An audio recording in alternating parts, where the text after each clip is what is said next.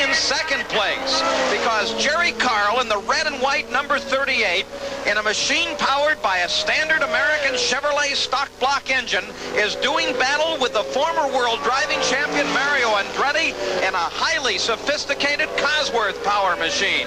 Back at the Phoenix 150, that tremendous battle for second place has just ended in an oily cloud of disappointment for Jerry Karl as his engine has let go.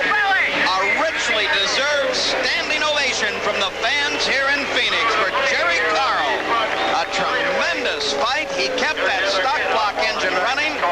Gotta be a happy guy. Auto racing is very expensive. It costs hundreds of thousands of dollars to operate a team for a year. And in these days of double-digit inflation, the problem of racing may be a rich team versus a small team. The question is, how can the small team compete? Take, for example, Jerry Karl versus Roger Penske. Roger Penske's race cars go to the racetrack in style in this large truck. Now, it doesn't just carry the cars. Inside, there is a complete machine shop, and it also serves as the base station for the race cars' two-way radio communication. When the Penske racing team goes to a racetrack, they bring along a large entourage. There are 3 cars, 3 drivers. They have a backup car and a crew of over 30 mechanics. Along with that, they have enough spare parts to build up yet another race car should it be necessary. Jerry Karl's truck doesn't have the fresh new paint job or the bright glittering chrome that Roger Penske's does, and inside there's not nearly the sophisticated equipment either. Jerry Karl, unlike Roger Penske's drivers, has to work on the race car himself. His full-time help consists of 2 extra people. He picks up some other fellows that come along on the weekend and help him race. He has 1 old race car and 1 backup motor. Some people have the idea you got to have a couple $1 million to go IndyCar racing, and that's not true at all. You can do a real good job for a sponsor for somewhere in the area of $250,000 a year if you use your head and you have a cooperative bunch. You know, you can also be foolish and throw a lot of money away. Waste a lot of money. We get along right now on a lot less than that. And of course, these aren't new cars. We built these cars last year. They're last year's equipment, and we've got 4 stock block engines that we built for this season that we've been struggling through with. Jerry Karl's financial struggles would ease if he had sponsorship, but sponsors are noticeably absent from his car. Karl has 1 cash sponsor, Tonko Trailers.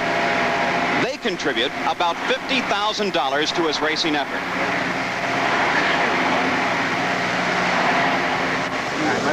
Karl's total budget for the year is approximately $250,000. His car cost about $35,000.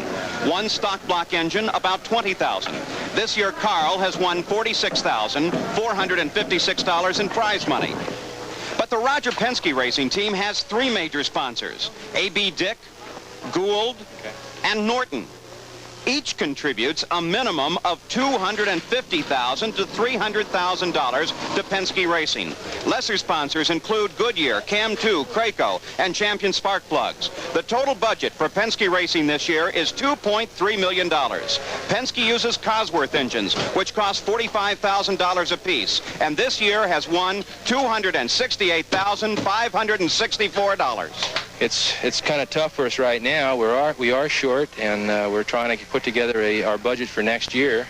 And of course, the way the economy is today, it's kind of hard to find the money that you need to switch, either transform these cars to Cosworth engines or update to a later car and a Cosworth engine. You know, we almost won the race at Phoenix. We had a chance at it. We were running second with 18 laps to go and broke. And of course we were catching Tom Sneva, who was the eventual winner. And the people went crazy, and that's what the people want to see, competition. Roger Penske had the same sponsors and had brand new cars and the Cosworth engines, and yet we were able to outrun Mario Andretti for second place at Phoenix, and that's racing. When a guy has if a crew is good enough and an engine builder is good enough and a driver is good enough to be able to do that. Of course, everyone who does drive has access to the big bucks it takes to race. Whether it's 3 mechanics or 30, a bright, shiny truck, or a faded old one, the beauty of this sport is that occasionally the poor man's team wins.